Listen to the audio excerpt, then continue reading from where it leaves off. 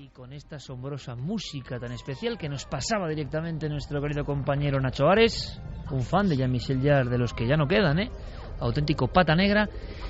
Con esta música, como digo, tan extraña, es perfecto hablar de un documento que nos acaba de llegar en tiempo real al Facebook de Nave del Misterio, de un auténtico genio.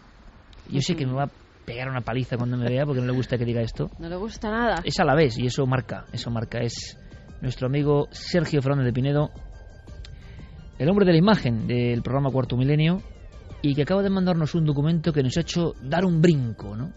Es un poco el cartel de esa exposición, Cuarto Milenio, la exposición.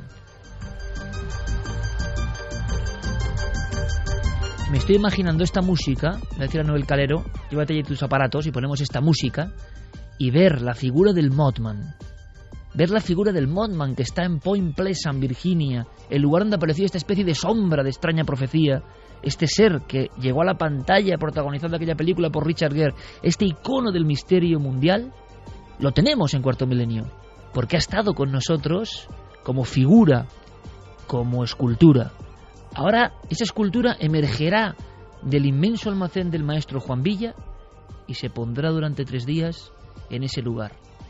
Y muchos chavales y no tan chavales mirarán a los ojos rojos extraños del Mothman, que nunca ha estado en España, de esa figura del Mothman, e imaginaos la conjunción con estas músicas cósmicas, casi lisérgicas, y la presencia de esos seres. Y quizá junto al Mothman, esa puerta de Tiahuanaco, esas momias, esas criaturas imposibles, todo eso, todo ese mundo. Bueno, pues ya tenemos, por lo menos Sergio ya me ha mandado, esto es todo viral ya, la promoción no es promoción, es que las cosas van surgiendo según se van haciendo.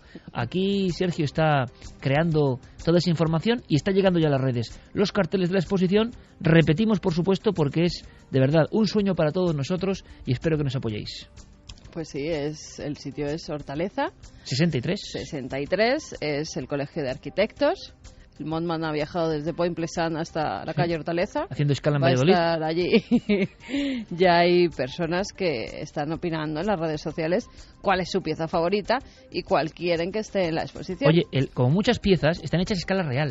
Nunca se han visto, Javi, en un museo. ¿Tú has visto algunas? Sí. No has visto todas, porque coincide el programa donde estamos, no estamos. El Mothman, que fue gracias, el patrón, digamos, en un reportaje de Santi Camacho en Point Pleasant, en el lugar donde aparecía este ser extrañísimo, que luego acabó la historia en tragedia. El Mothman tiene como 2 metros y pico. Bueno, pues es que la figura tiene 2 metros y pico, y es escala exacta de lo que está allí. Es impresionante, es como viajar al lugar de los hechos, ¿no? Y en 1 metro más allá tener otro documento, otra imagen. ¿Sabes cuál quieren que esté? Uno que a ti te gusta mucho, que está en el plató, no sé si podrá viajar hasta la calle Hortaleza o no. Mi Cantecutli. Sí, es mi preferido. Pues la gente quiere ver a mi Cantecutli. Pues va a estar. Y mi Cantecutli da mucho miedo, ¿eh? Sí. Mi Cantecutli, además, cuidado, que está hecho en un material muy duro, en una especie como de terracota dura. Tiene el hígado fuera, los ojos con su párpado tapado. Las costillas, las garras. Y cuidado con mi Cantecutli, hay que tratarlo con cuidado, ¿eh? Podéis tocarlo, pero con cuidado. Si vais del 14 al 16, Hortaleza 63, 14 al 16 de diciembre, solo 3 días, la exposición de los sueños de este equipo de locos.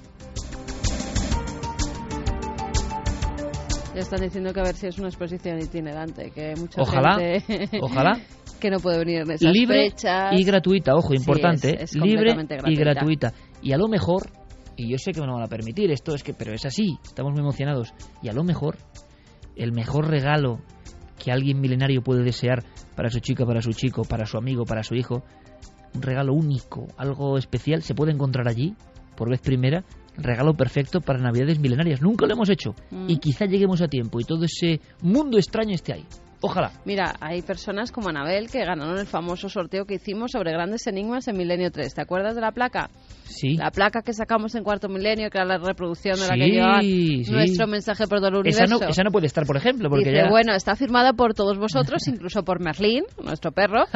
Dice, por supuesto, está a vuestra disposición si la necesitáis o queréis para la exposición. Eso sí, de vuelta, siempre ha estado en un lugar principal de mi hogar. Un afectuoso saludo. Esa es suya.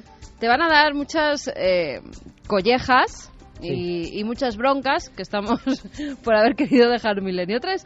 María dice: Iker, comprendo tu gran carga, pero por favor no dejes a los enfermos sin esperanza, a los solitarios sin compañía, a todos nosotros sin la pasión del misterio del sábado. Tu voz es tan familiar, tan apasionada por la vida, que aunque nos leyeran las páginas amarillas, no faltaríamos un solo sábado. Gracias a todo el equipo, gracias a Carmen, no, gracias a vosotros. No, sí, de verdad, si hay algún malentendido, ¿no?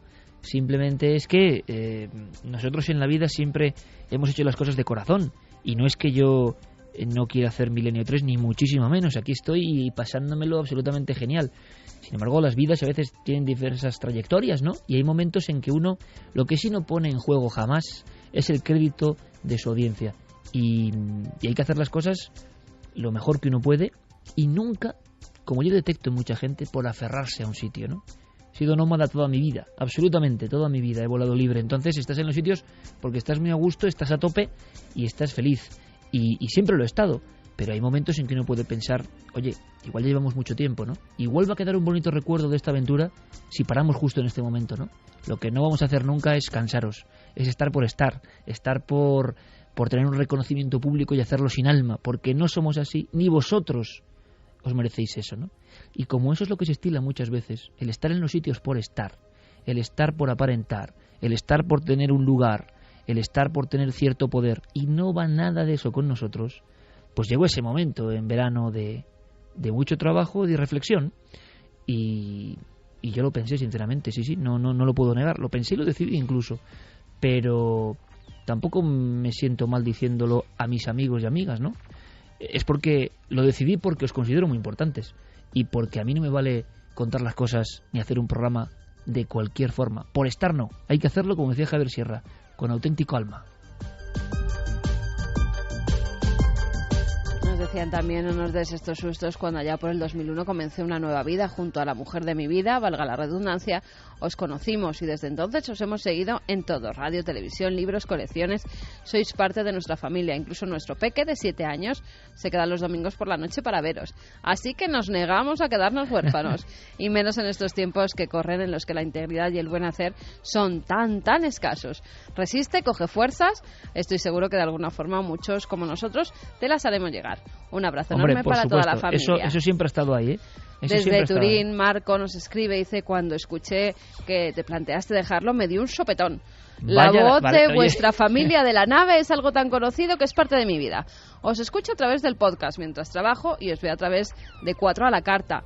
Y siempre me siento acompañado. Nunca dejáis de sorprenderme con nuevas noticias. Os envío un abrazo milenario y a seguir así, que sois los mejores. Bueno, seguro que vuestra voz, además de llegar a Italia, llega a todo el universo. Muchísimas gracias, amigos, de verdad, y yo siempre he sentido ese cariño. Y lo sentimos todos los días, a diario. Es una suerte increíble. Ayer, por ejemplo, con el doctor Gaona, que queríamos apoyar de una forma especial, círculo de lectores lleno, unas 500 personas, gente fuera que no puede ni entrar, para presentar un libro de un doctor muy valiente y que lo hace muy bien y que es un personaje fascinante, el doctor Gaona. Y claro, ver todo eso lleno es apoyarle, ¿no? Es decir, oye, lo importante es Gaona y su labor, y para eso estamos, ¿no? Y entonces volvemos a conectar con vuestro afecto y nos deja francamente alucinado. Yo siempre lo digo, no sé si lo merecemos, ¿no? De verdad lo digo, lo siento. Pero bueno, hemos conectado de alguna forma, y espero que durante mucho tiempo sigamos en esta especie de aventura, que es observar la vida con estos ojos un poco de niño, ¿no? Que todos seguimos teniendo, por fortuna. Y vamos a observar con ojos de niño una noticia que puede ser fantástica, puede ser un bluff, no lo sé, pero de repente la prensa hace 7 días hablaba a nivel mundial de un nuevo hallazgo tremendo sobre el Bigfoot, el famoso Yeti, pero a la americana. Y se hablaba de ADN, y se hablaba de resultados positivos y de una especie de extraña hibridación. A mí me sonó, como lo ha contado Santiago Camacho, demasiado bonito para ser cierto, pero en fin, todos los datos los tiene nuestro detective del misterio, Diego Marañón. Buenas noches, compañero. Hola, Iker, ¿qué tal estás? Enhorabuena, amigo. 582.000 oyentes en vivo y solo por la radio te contemplan y te siguen. Pues muchísimas gracias. Para mí es un honor estar en esta temporada in extremis de Milenio 3. Anda que la ha hecho buena. Ahora voy a tener que con el saberito colgado todo el día. Eso me pasa por ser tan sincero. Pero bueno, así es. Sabes que estamos disfrutando un montón. Diego Marañón, que lleva ya 3 temporadas, ¿no, Diego? 3 temporadas, ni más ni menos, y ya es todo un auténtico personaje. nos preguntan por él, por sus historias, empieza a ser un poco mito también, ¿eh? Ahora vamos con información, Diego, luego iremos con la historia a adivinar, ¿eh?, de cada semana. Vamos rápidamente porque merece un fragmento, enseguida viene un testimonio tremendo de nuestro compañero Javier Pérez Campos, otro de las jóvenes promesas, ya joven promesa no, ¿Javi? Ya, digo por lo de joven, por eso, ya esto... vamos a hablar del Bigfoot, bueno, sí, Javi es muy joven. Es muy joven. Sí, pero bueno, es para que tampoco... Es otro de los mitos. Claro, ya no es promesa, ya es realidad, ¿no? Vamos a hacer una cosa, Diego. Ha ocurrido en Estados Unidos. Sí. Hay un personaje que es es detective o es policía, y hay una doctora que lleva un centro de investigación de ADN, de reconocimiento por ADN. ¿Qué ha pasado? Bueno, pues todo esto comenzaba, Iker, el pasado sábado, el 24 de noviembre, cuando aparecía en Internet una nota de prensa, salía de Dallas esa nota de prensa y llevaba un titular tan impactante como este. Decía: ADN de Bigfoot secuenciado en un inminente estudio genético. Claro, el impacto de ese titular es absolutamente brutal. Lo que contaba esa nota de prensa era el resultado de un estudio que llevaba 5 años en marcha, propiciado por David Polites, que, como dices, es un exdetective de policía. Él en Estados Unidos es especialista sobre todo en desapariciones de personas, pero también actualmente es el director ejecutivo del proyecto Búsqueda del Bigfoot en Norteamérica. Digamos que su interés profesional también se ha derivado hacia esta parte de la criptozoología. Él, digamos, es una especie de mecenas, o es quien ha auspiciado este estudio, y fíjate si está confiado, hasta qué punto está confiado en los resultados de este estudio, que dice algo como esto. Lo escuchamos. Siempre he creído, por investigaciones que hemos hecho, que el gobierno lo sabe y lo ha sabido durante varias décadas, que ellos existen. Creo que si eres una persona racional es difícil ignorar la calidad del trabajo científico que la doctora Ketchum y su equipo han llevado a cabo. Si eres una persona racional simplemente no puedes ignorarlo. O sea, es alguien absolutamente convencido de la presencia de esos homínidos extraños, de los cuales hay testimonios desde el principio del tiempo, prácticamente, y en Estados Unidos desde el último siglo por lo menos.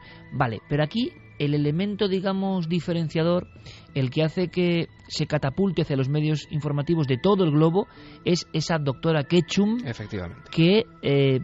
primero, ¿qué es lo que secuencia exactamente? ¿Qué pruebas llegan a su mano que son esas pruebas de la discordia, Diego? Bueno, la doctora Ketchum, que ha mencionado David Polites, es una veterinaria que en 1985 funda esta empresa que ha sacado esta nota de prensa, que se llama DNA Diagnostics. Ella lleva 27 años de experiencia en el campo de la genética y comenzó a hacer pruebas sobre supuestas muestras de pelos de Bigfoot hace 5 años. Es decir, en los lugares en los que supuestamente se había avistado a este ser, se hacía una especie de rastreo, y si se encontraba, digamos, algún tipo de muestra biológica, de tipo biológico, como puede ser pelos o restos orgánicos, se recogían y se entregaban a este proyecto que, como te digo, lleva varios años en marcha. Ella misma explicaba en una entrevista reciente cómo, aparte de, digamos, que entre todas estas muestras que le habían llegado había algunas falsas que se desecharon y que fueron las auténticas, las que se usaron para este proyecto. Si quieres, la escuchamos a ella misma. Vamos allá. He trabajado con un equipo de científicos altamente cualificados y hemos llevado a cabo esta investigación sobre muestras de pelos bajo supervisión de forenses que trabajan con este tipo de cabellos de forma regular. Y sí, hay que decir que algunas de las muestras que recibimos resultaron no ser auténticas y así nos lo hicieron saber, pero fueron aquellas que no pudieron ser identificadas las que se incluyeron en el programa. Y en efecto, hay muestras que no se pueden catalogar, tienen ciertas características humanas, pero también tienen rasgos procedentes de animales. Es extraño y en el caso de muchas de ellas, para evitar dar una opinión, las etiquetamos simplemente como desconocidas y en ese punto fueron sometidas a pruebas de ADN para intentar identificar a esa especie.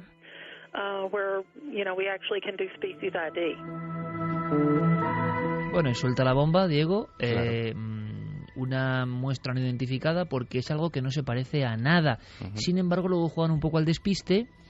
Lo vamos a escuchar, indicando que como el trabajo todavía no está terminado, no está concluido del todo, no pueden lanzarse al vacío por miedo incluso a a la reacción de la comunidad científica, como es lógico, por otro lado, ¿no? Claro, y no me extraña porque esa nota de prensa, Iker, incluye fragmentos, digamos, tan increíbles como, por ejemplo, y leo literalmente, dice: la amplia secuenciación de ADN de los investigadores sugiere que el legendario Sasquatch es un familiar de los seres humanos que surgió hace unos 15.000 años.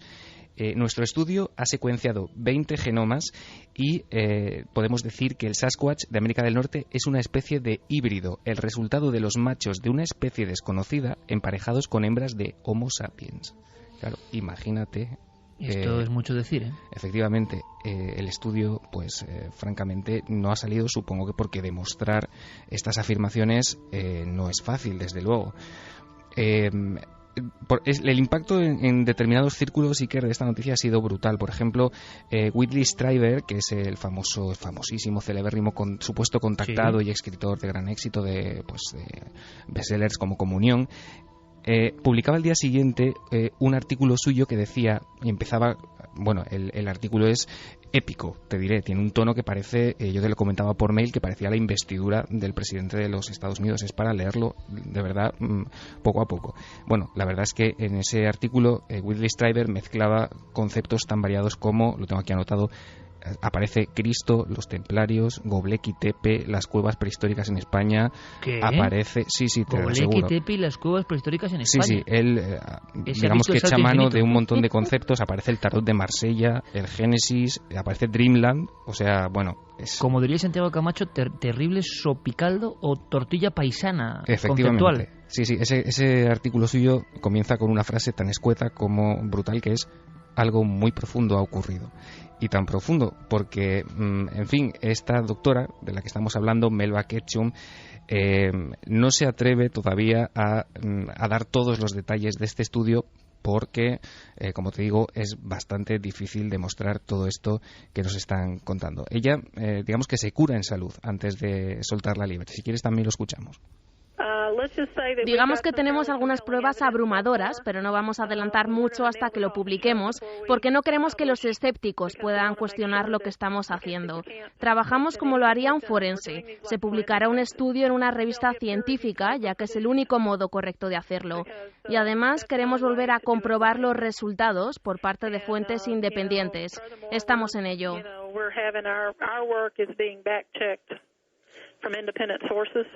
We are down the road with it. 3:24, Milenio 3. Claro, esto es muy gordo. Como diría Willy Strieber, algo muy profundo ha ocurrido. Es el inicio así, ¿no? Sí. Algo Something muy profundo very profound has happened. Pues me parece, sinceramente, buen inicio. De verdad, ¿eh? O sea, digo a nivel literario. Él además pero recuerda, luego, claro... Él además recuerda, Iker, que dice además: cuando yo era un niño, un conocido de mis padres, Tom Slick, lideró la primera expedición científica en busca del Yeti en el Himalaya, con lo cual pues parece que el tema le toca bastante de cerca. Desde luego, ya te digo, o sea, la nota de prensa es brutal. Te leo simplemente las últimas 4 líneas para que veas hasta qué punto digamos que se mojan sin mojarse, porque realmente el estudio, como digo, no se ha publicado todavía en ningún journal, en ninguna revista científica, pero en esa nota de prensa se dice: genéticamente, el Sasquatch es un híbrido humano con ascendencia materna humana. El gobierno debe reconocerlos en todos los niveles como un pueblo indígena y proteger inmediatamente sus derechos humanos y constitucionales contra aquellos que ven en sus diferencias físicas y culturales una licencia para cazar, atrapar o matarlos. Ha pasado esta semana en Estados Unidos, la noticia ha dado la vuelta al mundo, aquí la analizamos y escuchamos a los protagonistas. Evidentemente, esto es muy bizarro. Lo curioso, y de nuevo el análisis, cómo algo sin comprobarse del todo surge a toda la prensa lo difunde como una gran exclusiva, ni siquiera se menciona en muchas noticias que falta el informe, que no hay publicación científica. Estamos en el mismo bucle demoníaco de casi siempre, en ocasiones. Por desgracia, al final, lo más perjudicado es la temática. Luego conectamos de nuevo, Diego, que tenemos que resolver un par de cositas muy interesantes, ¿vale? Muy bien, hasta ahora.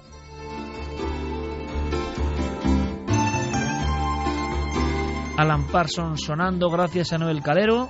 Maravilloso mundo también un poco cósmico. Precisamente por eso Carlos Cala nos cuenta qué pasa ahora mismo en la NASA. La semana pasada, ¿os acordáis? Expectación sin precedentes. Durante estos días se ha encontrado materia orgánica en Marte, restos de carbono con moléculas que podrían hacer fermentar la vida de alguna forma. Hay un gran secreto. Bueno, parece que se empiezan a echar atrás.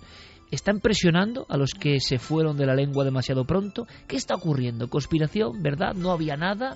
¿Demasiadas burbujas para una noticia que no tenía base? En fin, es que no podemos dar abasto con tantas cosas que pasan en el mundo. Carlos Cala lo resume y ahora de inmediato, testimonio, y viajamos a la España del misterio con Javier Pérez Campos.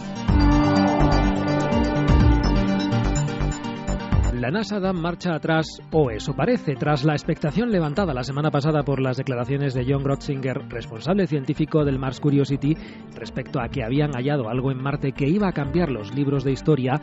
La NASA avanza ahora que esos hallazgos se refieren únicamente al buen funcionamiento de los instrumentos de su nave. Lógicamente, este nuevo comentario ha causado cierto estupor. Estos instrumentos han buscado componentes orgánicos, pero según publicó la Agencia del Espacio este jueves, no han detectado evidencia definitiva de vida aún.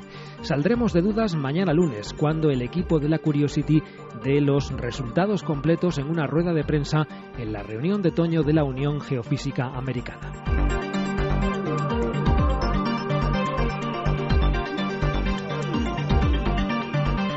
Esta semana salía el EGM y, como digo, 528.000 oyentes, o lo que es lo mismo, un año más, una temporada más, un EGM más, y van más de 30 prácticamente líderes. Pero no solo eso, un crecimiento de 128.000 oyentes. Os lo agradecemos mucho. ¿Por qué digo esto? Porque 528.000, ¿cuántos habrán tenido experiencias? ¿Cuántos de esos números anónimos, como decía Javier Sierra, y que cada uno de ellos es un alma, una vida, una trayectoria, cuántos habrán tenido experiencias? Bien, el porcentaje yo creo que es mayor del que podemos pensar. Lo estamos viviendo en nuestro programa de televisión hermano. Desde que abrimos el gabinete de expertos, estamos siendo inundados, como ocurre también en la radio. Pero sabéis que la espita de la tele es muy directa, que la televisión llega a un público muy amplio y que la radio tiene un público, quizá vamos a llamarlo, no sé si más sibarita o un público muy especial. Yo lo sé muy bien. Quien vive la radio es como un libro y luego la película. La radio le ponen las imágenes. Es una relación muy especial la que tenemos. Es un enlace muy especial. Por tanto, la televisión también llega a mucho público y tiene que entenderlo nuestro querido y habitual y fiel público de la radio, que no es el que escucha las ondas, que no es el que está a las 3:29 en la radio. El público de televisión es mucho más amplio. Se sorprende con que pidamos información. Lo hemos hecho por primer año. Y la respuesta es impresionante. Testimonios, testimonios, testimonios, testimonios. Cientos de testimonios a la semana. Muchos de ellos con gran valor. Por tanto, se ha abierto hoy la caja de Pandora. ¿Qué está pasando? ¿Cuánta gente vive cosas y no lo cuenta? Y cuando tiene una oportunidad que ellos consideran que no es una oportunidad denigrante, que nadie se va a reír de ellos, que se les va a tratar con respeto, entonces ¿qué pasa? Y voy más allá. Si esa gente, tanta gente, miles de personas ya este año nos han contado sus casos, ¿cuánta gente que no ve Cuarto Milenio y no escucha Milenio 3, pero que ha vivido experiencias y que se las calla, sigue existiendo solamente en este país? Noel, cambiamos el tercio, nos vamos a los ámbitos un poco de lo inquietante, porque marchamos, punto de partida, este estudio, punto de llegada, Tenerife, una casa, un lugar, con enigma. Estamos un poco acostumbrados ya a entrar en unas casas que parecen marcadas por este tipo de historias y que son mucho más habituales de lo que creemos. Hemos escuchado ya unos cuantos testimonios a lo largo de esta temporada, cada uno de ellos con particularidades que les hacen especialmente interesantes, ¿no? Y especialmente diferentes a otras cosas que hemos escuchado antes. En este caso viajamos hasta Tenerife para conocer el caso de Julio, una persona que estaba buscando un lugar donde vivir y encuentra una casa a las afueras de la gran urbe, en medio del campo, una casa construida hace unos 15 años, en el año 97. Es una casa recién construida. Prácticamente él, junto a su familia, son los primeros moradores de ese lugar. Allí no ha fallecido nadie. Parece que no hay una historia truculenta detrás de la construcción de esta casa. Pero claro, son detalles que uno no tiene por qué preguntarse, ¿no? Preguntas que uno no se hace habitualmente. ¿Por qué nuestro testigo se las hizo?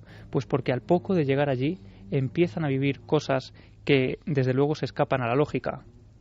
Todo comenzó unas llamadas, suaves pero firmes. 3 llamadas iguales, 3 golpes a las puertas de las habitaciones. En principio no se le hacía mucho caso porque al igual podía ser imaginación, cualquier cosa. Y bueno, el tema es que una tarde ya comenzó todo más fuerte, ¿no? Cuando comenzó a escucharse un armario como si se empujase contra la pared. Comenzó muy suavemente, en un periodo muy corto, y adquiría bastante velocidad hasta que se estrelló contra la pared. Empieza, como hemos escuchado, con unas sutiles llamadas a las puertas de los dormitorios cuando los miembros de la familia se han ido a dormir. Esos golpes se van haciendo cada vez más fuertes hasta que llegan a ese sonido de arrastrar de muebles en la planta de arriba. En ocasiones los muebles se han movido de lugar y en otras ocasiones, cuando llegaban a la planta de arriba pensando que alguien les estaba cambiando todo de sitio, descubrían que todo seguía en su lugar. Los animales de la familia también empiezan a mostrar actitudes extrañas, empiezan a mostrarse especialmente temerosos cuando son animales muy confiados, y todo estalla cuando de repente la madre de este chico, de Julio, es testigo de una figura que parece acecharle a los pies de la cama. Una noche mi madre estaba durmiendo, eso de que uno siente que la observan, y levantó la cabeza y en la esquina de la habitación vio una entidad completamente oscura, como encapuchada, como el famoso estereotipo este que tanto se habla del monje encapuchado.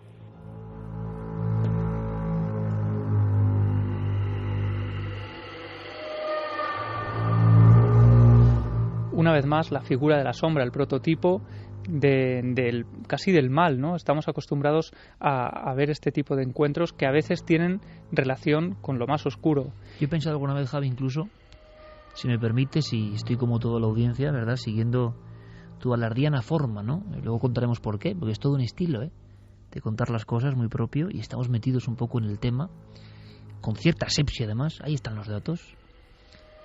Pero ahora cuando escuchaba por enésima vez a un testigo, pero con esa fuerza que habla de que a su madre le aparece eso encapuchado, siempre pienso lo mismo, ¿no?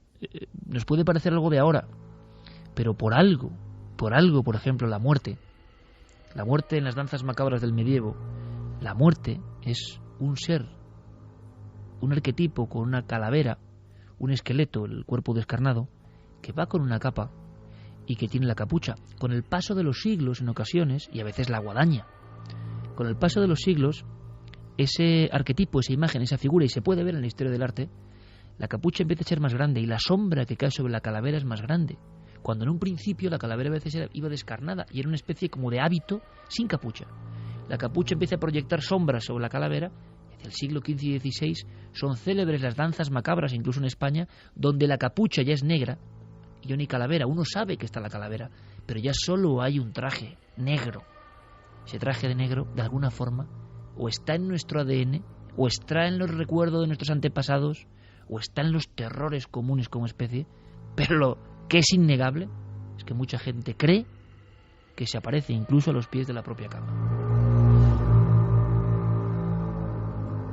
Lo interesante de este caso, Iker, es que, bueno, podríamos hablar quizá de una imaginación o de algo, de una sugestión del inconsciente, ¿no?, que te juega una mala pasada en el momento en el que estás durmiendo, pero la casualidad quiso que en ese preciso momento de la noche el hermano de Julio saliera de su dormitorio para ir a la cocina, y en ese momento él, sin esperarlo, se convierte también en testigo de lo imposible. Mi hermano, sobre las 3 de la mañana aproximadamente, salió a la cocina y le dio por mirar a la parte alta donde mueren las escaleras, arriba del todo, precisamente donde empieza la habitación de mi madre, y vio en la esquina la misma entidad. Fue un visto y no visto cuando vio que la entidad empezaba a bajar las escaleras justamente donde estaba él, y él pues no se lo pensó dos veces, salió corriendo a su habitación. Podemos imaginar la escena, ¿no?, de esa persona corriendo a su propio dormitorio. Pasó la noche en vilo, sin poder pegar ojo, y es a la mañana siguiente, durante el desayuno, cuando en la conversación habitual él se atreve a contar lo que ha visto, y su madre, con los ojos abiertos como platos, le cuenta que ella también había tenido una experiencia idéntica con ese mismo personaje. A partir de ahí continúan los fenómenos, escuchan, por ejemplo, un llanto que parece surgir de lo más profundo de la casa, desde dentro del comedor, al final de la casa, y no saben asociarlo a nada, porque ellos empiezan a investigar y a intentar saber más de ese lugar, no encuentran respuesta, hasta que deciden, para intentar poner fin a los fenómenos, llamar a un sacerdote para que él pueda ayudarlos. Se hizo una limpieza de la casa por un cura y desde ese momento pues no pasó nada, o sea, ya parecía que se había solucionado todo. Pero una tarde de invierno llamaron a la puerta, la misma llamada pero un poquito más fuerte. Abrió la puerta, los perros normalmente cuando se abre la puerta salen corriendo al jardín y estos perros se quedaron justamente en la puerta ladrando como si hubiese alguien.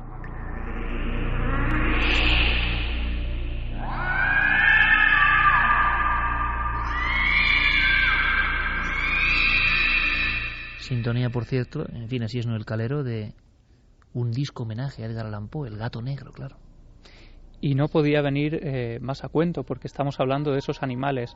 Los perros de la familia, cuando reciben la llamada a la puerta de la casa, que hacen algo muy habitual que hacen los animales, ¿no?, que es correr hacia el jardín para ver quién viene, en ese momento se les eriza todo el pelo del lomo, no se atreven a salir fuera, se quedan en postura atemorizados en el interior de la casa, que por cierto es una escena que yo he visto hace muy poco en un lugar que ya contaremos, un perro atemorizado que no quiere entrar en un domicilio. Impresiona ver eso, ¿eh? Impresiona, sin duda, y está registrado.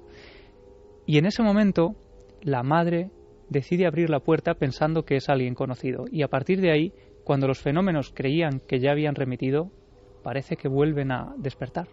Mi madre pues pensó que era alguien y dijo, pasa. Desde ese momento comenzaron otra vez golpes, sollozos, etcétera.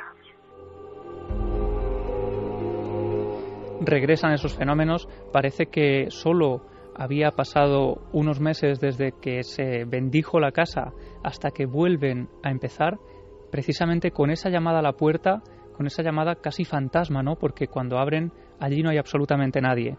Y es entonces, como decíamos al principio, cuando Julio y toda la familia empieza a investigar qué es lo que puede haber ocurrido en la casa. O sea que ahí volvemos a la pregunta que hacías al inicio. ¿Por qué alguien en una casa nueva se pregunta quién ha muerto aquí, ¿no? Claro. Que no tiene aparente sentido, excepto si te pasa todo esto. Claro, excepto que ocurra algo como lo que estamos oyendo ahora mismo. Y aunque le dicen que en ese lugar, durante la construcción de la casa, como decíamos, en el año 97, no se había producido ningún accidente, la gente de los pueblos cercanos sí señalan ese lugar como un punto negro en la historia de España. Se escuchan como lamentos, como llantos. Se oyen como si fuese en el comedor, pero no le hemos encontrado ninguna explicación a esto. Se ha preguntado al constructor si murió alguien en la obra y dijeron que no tenían constancia de esto. Lo único que nos han llegado a decir en el pueblo es que eso era bosque y ahí es donde en la posguerra llevaban a la gente a fusilar allí mismo. Sí, unos segundos para tomar aire porque nos lo estábamos imaginando, pero al final es el testigo, la voz del pueblo, no hace falta más. Quien nos pega el labonazo tremendo a todos ahora mismo, ¿no? El lugar donde, da igual el color, da igual la significación política, el mal humano actuaba contra otro humano y se hacían esos paseos terribles, ¿no? Tantos paseos en la guerra civil, ¿no? Es difícil por eso a veces, vecinos contra vecinos, la inquina especial de una guerra civil y muchos lugares, como decían en Belmed, ¿no?, preñados de muertos. Yo lo digo, de muertos de cualquier tipo, credo, condición y bandera, me da exactamente igual.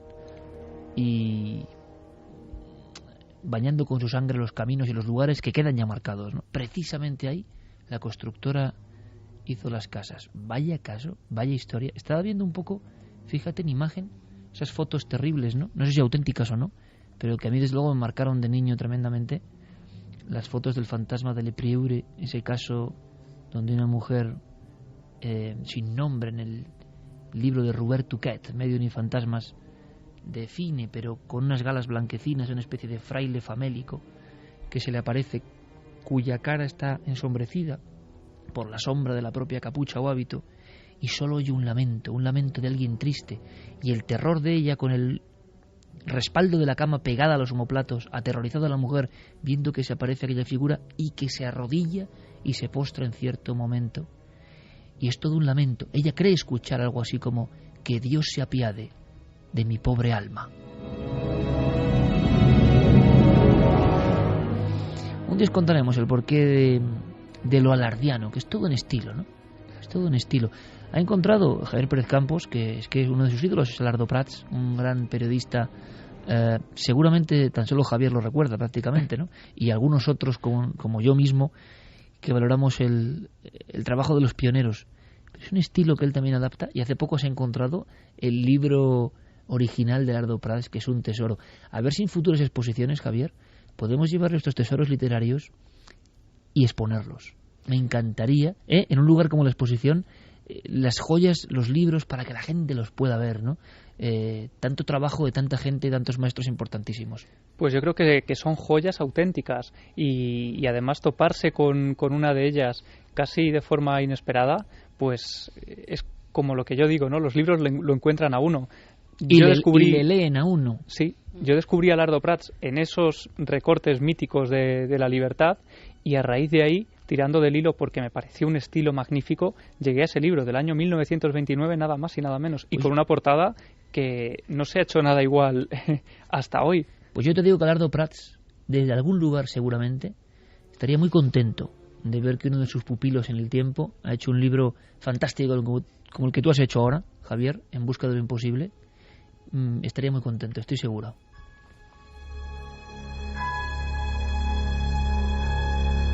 Por cierto, que nuestro compañero ha visto eso del perro que no se atreve a entrar a una casa. Verlo y filmarlo, ojo, ojo. Ver un animal que no es sugestionable a nivel humano, que no entra en una casa. ¿Nos puedes contar, antes de dar paso de nuevo a Diego Marañón, en un minuto, por favor, sin desvelar mucho, qué te ha pasado? Porque te acaba de ocurrir, acabas de llegar. Hace 3 o 4 días prácticamente estábamos en un lugar que no vamos a desvelar por ahora, pero es una casa que también arrastra una historia un poco trágica, y que, bueno, pues sus dueños, la gente que vive allí dentro, han sido testigos también precisamente de la aparición de esta eterna sombra que parece merodear por tantos puntos, ¿no?, del mundo. Y en este caso, el perro de la familia, ellos se lo encuentran un día hace unos años y se lo llevan a casa, y notan que desde el primer momento el perro, que es un animal feliz, que es un animal que está siempre buscando cariño, pues en la casa se muestra especialmente asustado, y hasta tal punto que al cabo de 3 o 4 días de meterlo en su casa, el perro se marcha a casa de los abuelos de la familia, que vive muy cerca de allí, y no hay quien vuelva a meter al animal en el interior de esta casa. Intentan volver a llevarlo y al final lo dan por caso perdido, dejan que el perro viva con los abuelos, y nos decían, es que no hay quien meta al perro en casa. Claro, y una cosa es que te lo cuenten. Claro. Pero otra cosa es que estés tú ahí con la cámara y lo veas. Claro, hicimos la prueba para ver si el perro llevaba varios meses sin pasar por la casa, a ver si había sido pues algún tipo de, bueno, pues de miedo que había cogido y podía volver a entrar. Y no, hicimos la prueba, el perro iba completamente normal por la calle, saltando, pasando de un lado a otro, y cuando llega a la puerta exacta de la casa donde estábamos haciendo la investigación, el perro pone las patas hacia adelante y no hay quien lo meta dentro.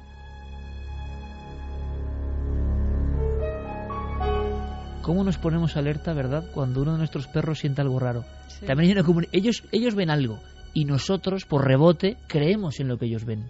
Sí, cuando estás por la noche, que estás ya casi dormido y de repente empiezas a escuchar como las uñas de los perros corriendo en la madera, que salen rápidamente al pasillo y se quedan mirando algo y no sabes a qué miran porque nadie ha hecho un ruido, el ascensor ya no se mueve porque los vecinos a esas horas de la madrugada, a las 3, las 4 de la mañana están durmiendo, y los 2 perros se te quedan mirando al pasillo, como muy atentos, con la cola hacia arriba. Y de repente ya se relajan y vuelven a sus camas en la habitación y dices, bueno, ya ha pasado, ya. Noel no se reía y asentía, y yo creo que muchísima gente ahora mismo, en este instante concreto, está sintiendo qué maravillosas antenas. Lo lógico es pensar es que, como en todo, no es que han escuchado algo. Y tú puedes pensar, sí, pero tampoco lo sabes, como yo. O sea que, ¿es eso o es otra cosa? A las 3:46 vamos a descifrar enigmas y viejas historias o modernas historias con Diego Marañón. Vámonos, Noel.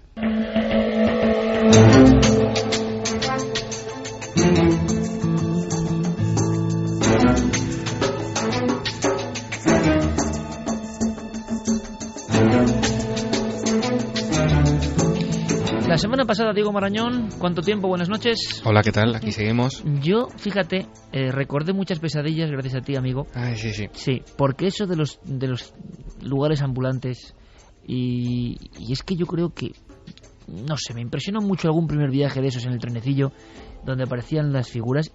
Y oye, los miedos infantiles se quedan, ¿eh? Yo te digo, por ejemplo, que ya a mí no me gustaría meterme otra vez uno de esos. Y siempre que... No, que yo no quiero saber nada de esas cosas, aunque sean de... a ver si en la exposición que vamos a hacer me va a dar a mí también miedo, porque al final me quedo por ahí a solas, pero bueno, son objetos más familiares, pero algunos dan miedo, hay que decirlo. Tú nos hablabas, por cierto, de una especie de leyenda o no que tiene que ver con utilización de cadáveres en alguna de estas atracciones, ¿no? Sí, efectivamente. O museos. Efectivamente. Nosotros planteábamos si es posible que en algún museo de cera, en alguna atracción para niños o para no tan niños, en alguna casa del terror, por ejemplo, si sería posible que alguna de esas figuras que aparecen en las paredes o como parte del atrezo, ¿no? Hay gente, pues por ejemplo, que aparece colgada en alguna casa del terror, si sería posible que ese tipo de esculturas fuesen bastante reales, más reales de lo que sería esperable. Y te digo esto porque, Iker, nos vamos a ir, si quieres, a diciembre de 1976. Sí, pero ¿escuchamos lo que ha dicho la gente o no? Ah, sí, claro. Pues la gente esta vez no lo tenía nada claro. Ah, o sea que era una historia que, créalo o no, ¿no? Sí. Créalo o no, ¿qué opinas de la historia de esta semana? Los crímenes del Museo de Cera. Verdadero, 50,8. Falso, 49,2. ¿Cómo me gusta eso? Ahí, la gente no sabía qué votar. Si es verdad, no es verdad. Sí. En ikerjiménez.com, Guillermo León siempre con la actualidad y de repente prácticamente mismos votos.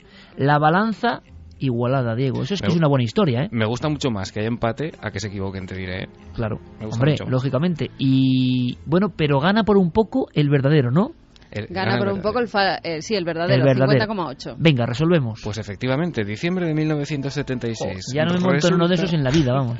Resulta que hay un equipo de televisión rodando esa serie, no sé si te acordarás, Iker, El hombre de los 6 millones de dólares. Ajá. Esa serie se graba en California y allí en el episodio titulado Carnaval de Espías, resulta que el equipo se desplaza a un parque de diversiones donde un miembro del equipo agarra un maniquí de cera de aspecto anaranjado para, moverlo de sitio y preparar el plano necesario. Resulta que ese maniquí tropieza contra parte del equipo y al desprenderse el brazo del maniquí sale un hueso humano. Claro, inmediatamente el equipo de rodaje da aviso a las autoridades se presentan, se monta una investigación impresionante y todo eso lleva a la historia de Elmer McCarthy. ¿Quién es este hombre? Bueno, pues a grandes rasgos te lo cuento. Era un ladrón con muy mala suerte, francamente. Si uno lee su historia en detalle, tiene tan mala suerte como que incluso cuando atraca un tren de la Pacific Express, él utiliza nitroglicerina y usa demasiada, es decir, la plata se funde, no puede robar nada, aquello es un follón. El pobre hombre tiene muy mala suerte en su vida. Un ladrón gafado.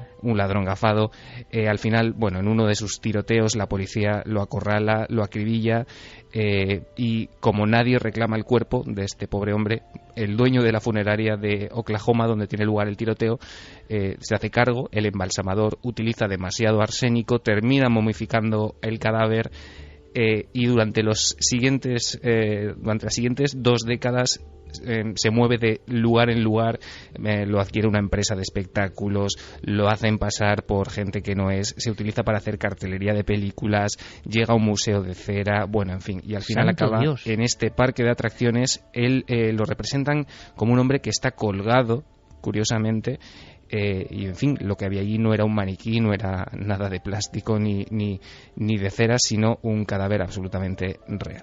Madre la mía. Historia de Elmer McCarthy, que de verdad es muy recomendable si la gente está interesada, porque es realmente interesante y entretenida. Gafe, pero gafe hasta de ultratumba también. Hay que decir que a día de hoy está en el cementerio Summit View en Oklahoma. Por fin descansa en paz este pobre hombre.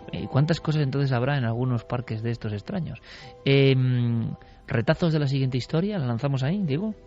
Sí, por supuesto. La siguiente historia de Iker es la historia de un vídeo que lleva circulando desde el pasado mes de septiembre. Es un vídeo absolutamente viral en Internet que, como siempre ocurre en esta sección, salta de correo en correo y que plantea si es posible que la teletransportación, ese concepto en el que los objetos se mueven instantáneamente de un lugar a otro, por cierto, un término acuñado por Charles Ford, es teletransportación. Yo me pregunto si ese concepto puede ser real.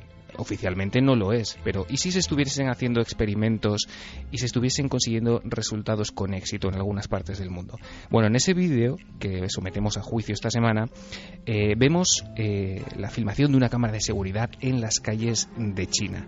En un primer momento observamos cómo parece que el tráfico pasa hasta que aparece una moto que cruza la calle, que no se da cuenta de que viene un camión que le va a llevar por delante, y cuando van a colisionar aparece un extraño ser de la nada, parece que lo arrastra, ambos desaparecen, la moto y este ser, como si fuera pues eso, una teletransportación. Esto evita el choque entre ambos vehículos e inmediatamente, en menos de un segundo, aparecen esas dos figuras en la parte superior derecha de la pantalla. Ese vídeo, según la grabación, fue tomado el 5 de septiembre de este año a las 12:03 de la mañana y se ha hablado absolutamente de todo. Se ha hablado de ángeles, de extraterrestres, de seres protectores. La pregunta de esta semana, en Créalo o no, es si existe la teletransportación. Guillermo León ha colgado ya el vídeo en las redes sociales, así que cada uno que eche un vistazo y que decida qué le parece. La semana que viene resolvemos. La pregunta es si existe la teletransportación en ese vídeo. Efectivamente, si lo que se ve en ese vídeo es una teletransportación o por el contrario estamos ante un fraude, como puede suceder. ¿Habrá la manga de Diego Marañón? Por cierto, que me has dado una idea con lo que has contado del cadáver de este gafe. Sí. Para la exposición. Me has dado una idea, no voy a decir cuál. Oye, te espero en la exposición, Diego. Suena raro eso que has dicho. Bueno, que la gente siga yendo a esos parques porque sí, los niños son maravillosos. Hombre, y además... claro. Hombre, los del terror tampoco son tan maravillosos para los niños, pero bueno. Pues sí. ¿Sí? Sí. A mí me gustaba. Bueno, yo quiero que vayan niños al de Cuarto Milenio, ¿eh? A mí me gustaba montarme en ese tren. Es verdad que luego me asustaba. Pero sí que... A mí me interesa mucho, del 14 al 17 de diciembre, en la exposición, intentar ver cómo lo ven los niños. Pues a mí esperadme que intentaré estar. Ojalá, Qué Diego, bien, ojalá, Diego. Porque quiero que esté toda la gente vital de nuestros programas y tú, por supuesto, lo eres. Un abrazo muy grande, amigo. Otro para todos. Hasta luego.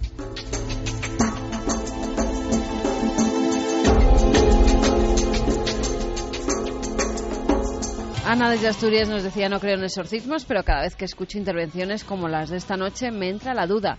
Me encantan estos temas, son escalofriantes e interesantísimos. A ver si hacéis un programa sobre el tema. Javier Alme dice: Iker, no te vayas, además tu hija continuará el legado. Bueno. Tienes que estar ahí para enseñarle esa magia y tú como invitado contando batallitas. Bueno, mira, eso no está mal, tampoco está tan mal. Contar batallitas sí me gusta. Chari Aragón dice que ha visto un documental esta noche sobre Marte y lo que la NASA ha descubierto. Coco Fernández dice: ¿por qué será que no me extraña que reculen estos de la NASA? Mario Leonardo: se han rajado estos de la NASA con la noticia, les ha dado un rapapolvo en las altas esferas para que no comenten nada, como siempre. Por lo menos es el eco que se recibe al observar la noticia, ¿no? Sí. Luego, con la historia que ha contado Javi, nos decían: yo currando en el coche patrulla, nos lo contaba Abraham, escuchando Milenio 3 en la radio, cagao de miedo, así lo dice. Dice así, ¿no? ¿Para qué vamos a disimular? Sí, porque muy bien. Es que es muy gráfico. Parado en la estación de Torrellano, pues el hombre que lo estaba pasando bastante mal en el coche patrulla. Seguimos recibiendo, y comentaremos algunas la próxima semana, informaciones de fuerzas y cuerpos de seguridad del Estado. Lo agradecemos mucho, compañeros de la Guardia Civil que hemos ido grabando, ¿verdad? Observaciones en el cielo y cómo nos lo están contando libremente. Y eso, jolín, es romper un esquema muy hermético, y nos parece apasionante. Así que gracias a todos los que hacéis la ronda de seguridad, sea cual sea el puesto, en las noches españolas. Fran Ojeda decía cuando había puesto Noel la música esta del gato tétrico: el gato del demonio. Por Dios, Calero, con esos sonidos se me pone el vello de punta. Sí, es que a veces tiene mucha guasa aquí, ¿no? El Calero. Y dice: bueno, vamos a meter aquí un poco de tensión. Si ya la historia tiene tensión, Noel, si lo que estaba contando Javier era terrorífico, pero se ha acordado de Edgar Allan Poe, de ese extraño y viejísimo disco como diría Chicho Beñez Serrador, hecho con un extraño material ese disco, y han metido ahí la voz del gato. Además, fíjate, Fran también nos anunciaba, cuando estábamos hablando de las profanaciones, que en Pozo Blanco, en Córdoba, han sido una decena de tumbas profanadas el día 21 pasado.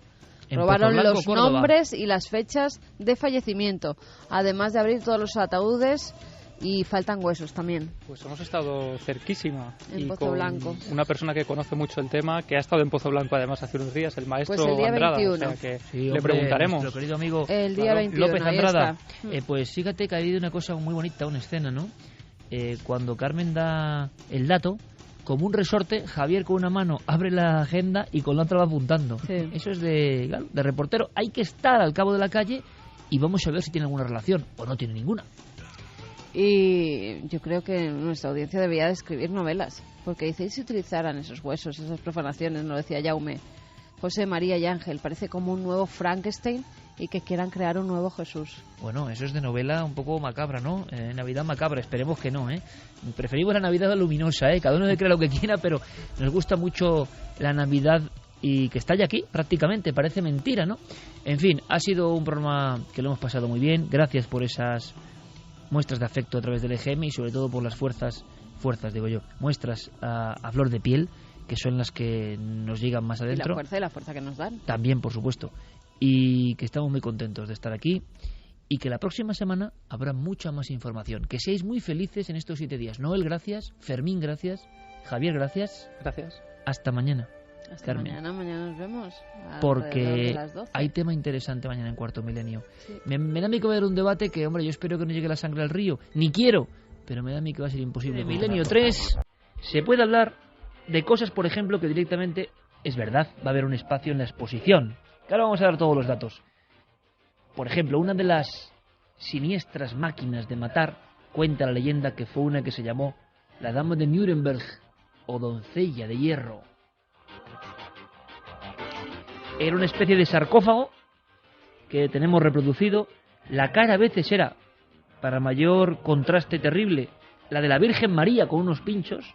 Se trasladó con el tiempo a ser una especie de mujer no identificada con antifaz, y hay quien dice que fue el retrato ya en el 17 y 18 de la propia Erzsébet Báthory, la condesa sangrienta, la persona que mató a 600 doncellas para bañarse con su sangre porque creía que les rejuvenecía. Muy también de este tiempo, en algún sentido, ¿no? Eso de rejuvenecer a toda costa y si acabas con la vida de otro pues no pasa nada, casi vamos a llegar a eso, por el egoísmo, ¿no?, de lo nuestro y el hedonismo a toda costa. Esta vampira, entre comillas, húngara, esta aristócrata que acabó con la población de jóvenes de su región, se dice pronto, utilizaba al parecer una especie de primitiva doncella de hierro. El sarcófago era justo para el cuerpo de una persona, estaba en vertical, se cerraba y cada uno de los pinchos iba a órganos no vitales. Y entonces el desangramiento se producía casi por unos canaletes y entonces aquello era un surtidor de sangre. La vampira, cuentan, que llenaba bañeras con esa sangre, que se bañaba o que a veces bebía como quien bebe de una fuente interminable. Y lo que digo, todo esto lo he contado como periodista. Y todo esto uno dice, bueno, ahí está el documento. Incluso los oyentes pueden decir, uff, qué tenebroso, qué morboso, qué macabro. Pero si pensamos de verdad que ha habido chicas con padres, con madres, con maridos, con hijos, que han estado dentro de esa dama de hierro, que han visto cómo los pinchos se clavaban, o si pensamos en esos prisioneros, me da igual el color, que han visto que se ponía el casquillo en su rodilla y que les pegaban el martillazo para dejarles inválidos de por vida, si pensamos en todos los torturados de la historia, quizá ya no nos dé tanto morbo ni tanta gracia. Y esto es una sensación que ocurre, y según va pasando la vida ocurre más, ¿no? A veces la disfunción entre lo periodístico y lo personal, porque si pensamos en la verdad de lo que a veces contamos, en el profundo dolor, uno a veces no puede sentir más que hastío ante esta especie humana tan diabólica como incomprensible. Es una pena, pero la verdad es que cuando uno se da cuenta que, por ejemplo, hace poco leí un informe, y permitidme la pequeña reflexión antes de dar algunos datos, pero ha salido un informe sobre los miles de vídeos que hay cada minuto en el mundo dispuestos a grabar desgracias. Los miles de móviles dispuestos a grabar desgracias. Ha habido casos recientes tan terribles como el del metro de Nueva York, que eran fotografías en este caso.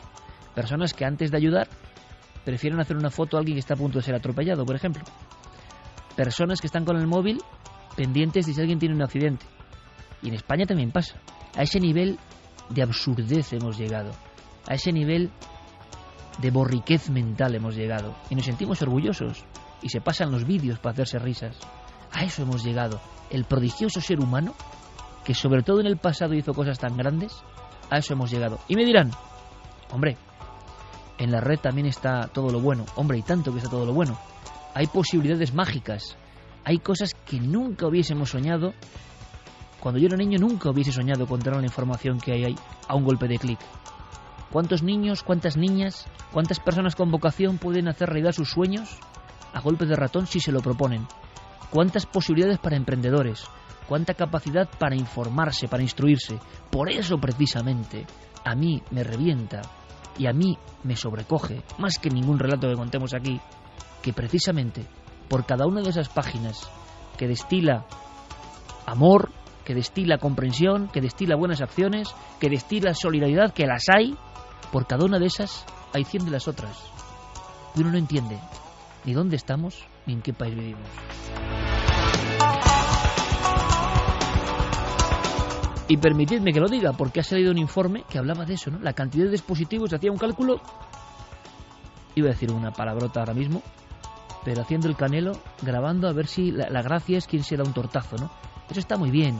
Ahora, cuando alguien se hace daño, alguien puede morir, uno entiende que lo del culto a la vida se quedó en la prehistoria y en alguna cultura antigua, nada más, ¿no? Y luego no quiero ahondar en los nuevos estudios muy recientes que hablan del impacto brutal de las imágenes, precisamente, de asesinatos, de descuartizamientos, de sexo absolutamente depravado en los jóvenes y prejóvenes. Pero aquí nadie dice nada. Aquí, por la libertad, todo es posible. Luego, cuando llegan los problemas y cuando la gente no sabe, en ocasiones que son bombas de relojería, no sabe relacionarse incluso con el sexo opuesto, o no sabe, por supuesto, ni atisbar lo que es una relación de amor o lo que es el respeto al otro, me da igual, quién, cómo, de qué forma. Pero esas cosas que siempre han existido ahora se han multiplicado. Lo que nunca había ocurrido en la historia es que estaban a un golpe de ratón y que nadie hiciese nada. Porque a ver quién va a criticar la sacrosanta libertad. Hombre, la libertad está muy bien, absolutamente bien, genial. Pero para infectar el cerebro habrá que poner alguna medida con algunas cosas muy concretas o no. O tampoco se puede decir. O eso es ir en contra de cierta progresía. A mí me parece increíble, está pasando. No hablo yo, hablo de informe científico elaborado por importantísimos psiquiatras europeos que hablan del peligro que se avecina con tanta bomba mental, porque hay contenidos que chicos y chicas de 12 años es que no pueden asimilar. Y no pasa nada. Y no pasa nada.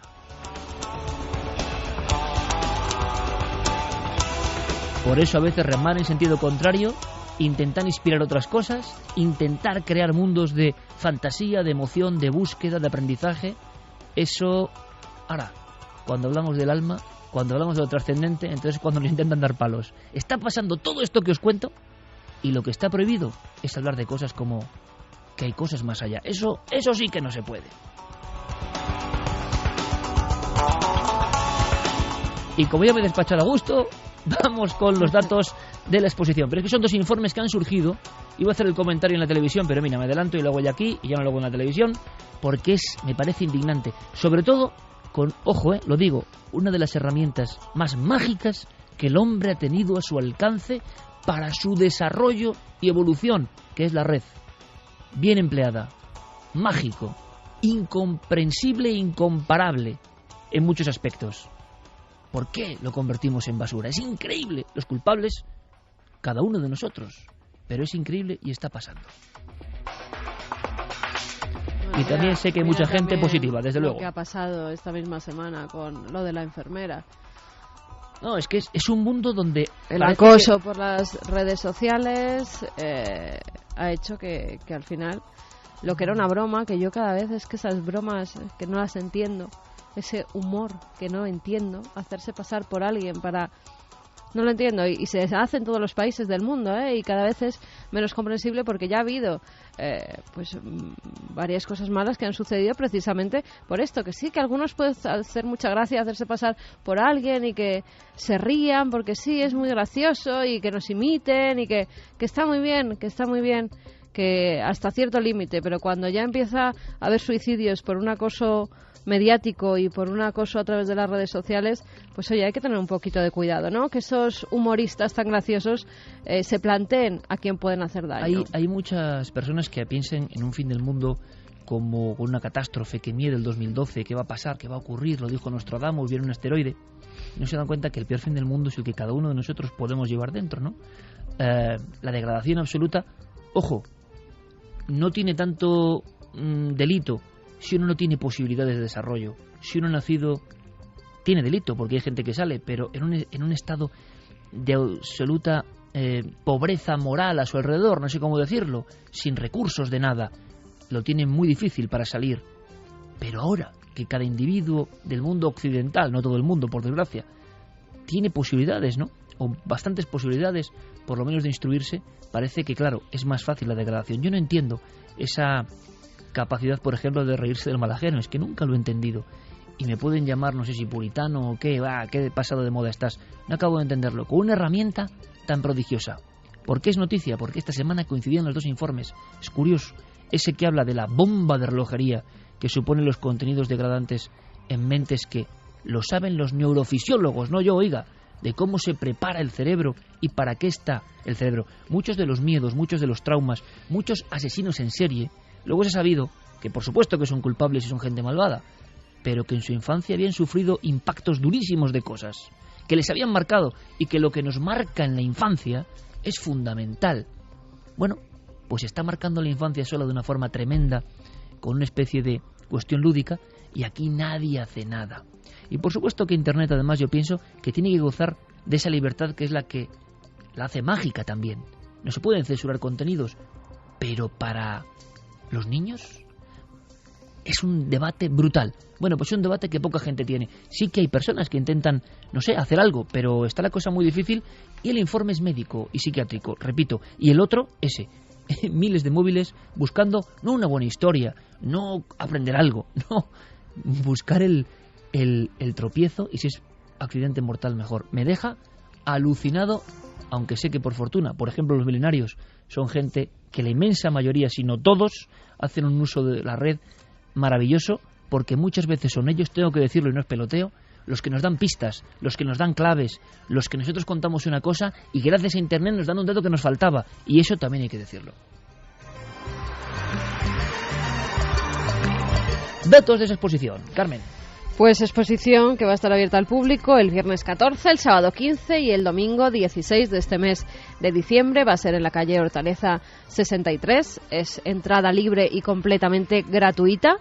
Milenio 3 y Cuarto Milenio van a sacar sus piezas, van a llevar a sus integrantes, eso que decía Iker, de pues siempre vamos a estar pululando a alguien del programa por allí, por la exposición. Vais a poder contemplar muchas de las piezas que han salido en el programa, eso que nos pedíais, por favor, hacer Milenio 3 y Cuarto Milenio delante del público.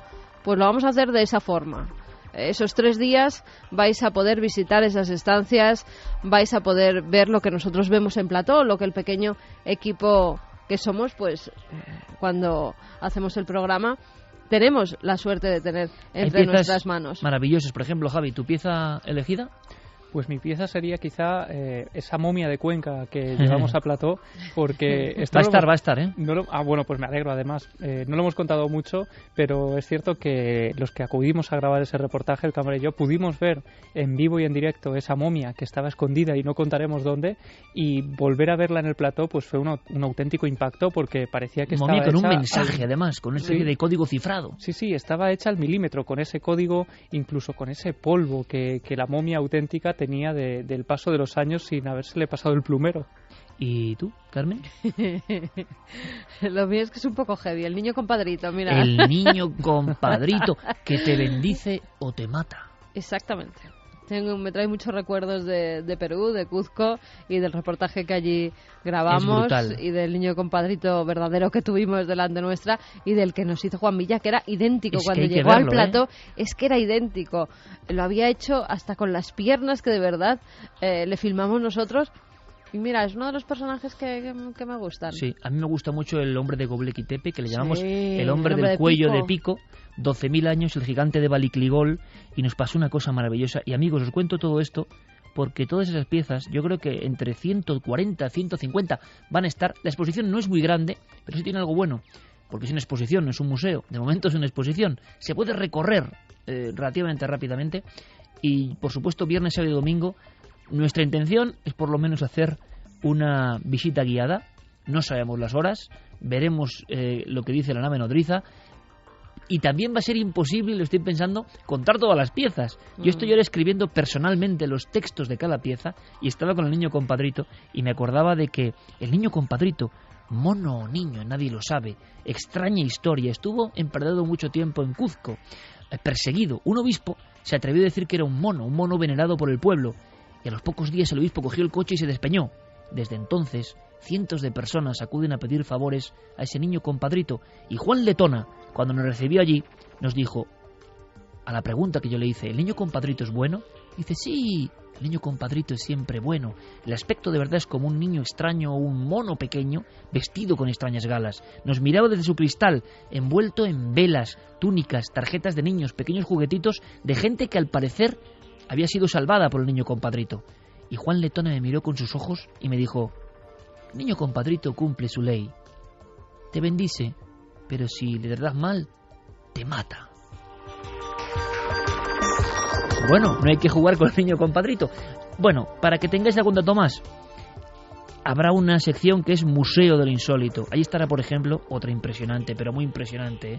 Yo sé esa que le gusta a Noel Calero, porque vio la película en su día del hombre elefante, que es Joseph Merrick, el hombre elefante, copia milimétrica de su cuerpo, ¿no? De su cuerpo, porque es así, hay partes un poco impresionantes, copia milimétrica que el doctor Moros Peña y el doctor Cabrera cuando lo vieron dijeron, es igual que la del Museo de Londres, exacta. Ahí habrá un montón de figuras, no os puedo decir más. La España mágica, una zona donde tendremos pues figuras increíbles, desde la mano de gloria que utilizaban las brujas hasta las pinturas maravillosas del Pla de Petracos, por ejemplo, la zona de la morgue, ni os cuento, os imagináis, ¿no? La zona de los vampiros, la zona de luz y sombras, como infierno y cielo mezclados ahí. ¿Os imagináis la zona del 2012? ¿O la zona de los dioses que vinieron del cielo? En fin, todo eso y mucho más. ¿Los horarios? ¿Esto es importante? Los horarios son de 11 a 2 de la tarde y de 4 a 9 de la noche. Bueno, pues con todo eso, Hortaleza 63, ya no podemos decirlo más veces. Está preguntando la gente desde fuera de España y desde España, eso que hemos puesto, esas libretas, esas camisetas, que ¿cómo las pueden conseguir? Allí, de momento allí, es que son ediciones muy limitadas, hay que decirlo también. Bueno, pues lo que tengan suerte. Hacer algo, ¿vale? Bueno, no sé, pero vamos a ver. Pero lo importante es que es la única vez en nuestra historia, después de 12 temporadas en la radio y 8, que va a haber ese tipo de material. Creo que 300 programas en la televisión merecen la pena. Va a ser una fiesta de milenarios y ojalá podamos estar todos. Con los diseños de nuestro equipo, los diseños de Sergio, de Juan Villa, y alguna sorpresa. Y alguna sorpresa que comentaremos detalladamente, bueno, y que la gente se encontrará allí directamente. Y va a estar mucha gente del equipo rondando por todo eso. Nos hace mucha ilusión y lo entendéis, estamos exhaustos porque preparar una exposición de esta forma en tiempo récord es difícil, pero creo que os lo merecéis y que nos lo merecemos, ¿no? Nos hace mucha ilusión. Fíjate, a través de las redes, tú te acuerdas de las quedadas de milenarios que se hacían, que pues una vez al año a lo mejor quedaban muchos de los oyentes del programa y nos veíamos, aunque fuera una vez al año. Pues ahora está habiendo gente que está diciendo, bueno, ¿quién va a ir de Asturias por ver si podemos ir juntos? O genial. ¿Quién va a subir desde Sevilla? ¿Y cuánta gente se va a conocer? Gente de toda España que va a aprovechar y va a pasar un fin de semana diferente en Madrid viendo la exposición. Lo que sí es cierto es que es un museo único en el mundo, que esas piezas, reproducciones exactas, no están en ningún otro lugar juntas. Y son tesoros para los que nos interesa el misterio y lo desconocido. Nos pregunta si pueden entrar perros. Creo que perros creo que va a ser difícil. Por desgracia, pero no por nosotros, sino por en evidentemente Francia, donde dejan entrar con el perro a todas partes, pero aquí me parece que no. Es el Colegio de Arquitectos. Hortaleza 63 tienen sus normas. Pero Corazón de Madrid, días 14, 15 y 16, o sea, la semana que viene, 3 días solo. Os esperamos. Mensajes. Pues vamos con mensajes. Dicen, el niño compadrito, ¡ay Dios! Pablo dice, en el siglo XVII se contaba que Ercep Báthory utilizó la doncella de hierro contra sus doncellas para obtener su sangre. Puede ser un poco de mito, juventud. Puede ser un poco de mito porque algunos piensan que es una creación muy posterior. Sí, lo que decían además es que Báthory lo que hacía era asesinar a las doncellas y su sangre escurría casi de un piso a otro y la caía encima. Susana Pérez decía que el ser humano se está volviendo más inhumano que nunca. Asusta la frialdad de algunas personas. Febo Apolo, ostras, yo a esa dama de hierro la vi hace unos 2 años en Toledo, en una muestra de la Inquisición, ¿sí? Junto con otras herramientas que tenían los hombres de fe. Hay otra también en Santillana del Mar, que está permanente, que también es sobre la Inquisición, que también está muy bien. Sí. Moisés Pérez dice, Iker, como dice mi padre, hay muchos seres con forma de personas, pero eso no significa que lo sean. José Gómez Gallego, sin ánimo de conspiranoia, en mi opinión, el peligro del fin del calendario maya es que pueda inspirar a algún loco a crear ese peligro. Dark Boss, de las guerras solo se recuerdan las atrocidades de los malos, pero todos hacen cosas por ganar y ganar. Coco Fernández, no pasará nada, eso espero, pero no es triste que si hay una catástrofe creada o no por el hombre, los que se tengan que salvar sean los de siempre, los superpoderosos podridos de dinero. Bueno, vamos rápidamente al teatro para correr un tupido velo, el telón prácticamente. Cambiamos de tercio, Noel, nos vamos un poco a esos clásicos del miedo antiguo. ¿Por qué? Porque ya hemos dado nuestra opinión sobre ciertas cosas de actualidad, hemos dado los datos sobre la exposición y ahora iniciamos un viaje a ese mundo tan vivo, ¿verdad?, del teatro, al que le deseamos toda la suerte del mundo. Parece renacer el teatro en algunos aspectos, aunque sabemos que también hay muchos pequeños teatros que lo pasan mal y que trabajan duro, con actores que se dejan la piel y actores que a veces ven cosas extraordinarias, cosas que no estaban en ningún guión.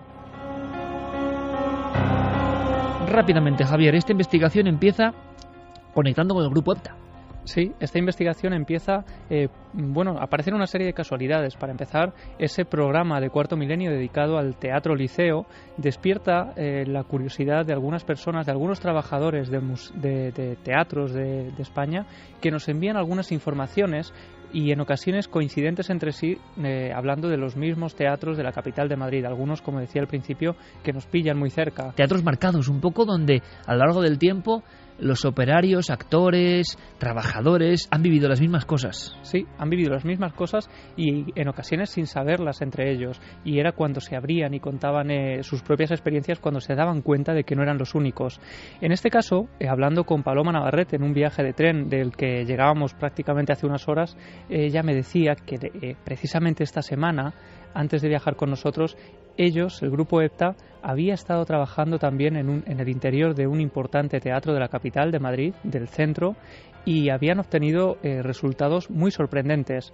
Así que inmediatamente nos hemos puesto en contacto con Sol Blanco Soler, la persona que también estuvo allí en ese teatro, y de forma excepcional, porque ya sabes que pues guardan muy reservadamente sus casos. A nadie. Claro, porque en ocasiones les llegan de forma anónima, y este era uno de esos casos. Ellos reciben información de que en un teatro están ocurriendo cosas, les piden ayuda, tienen ese permiso, digamos, oficial, pero de alguna forma, y esto es importante, Iker, tienen que entrar allí con el máximo sigilo posible para no levantar la atención de la gente que pasa por la calle.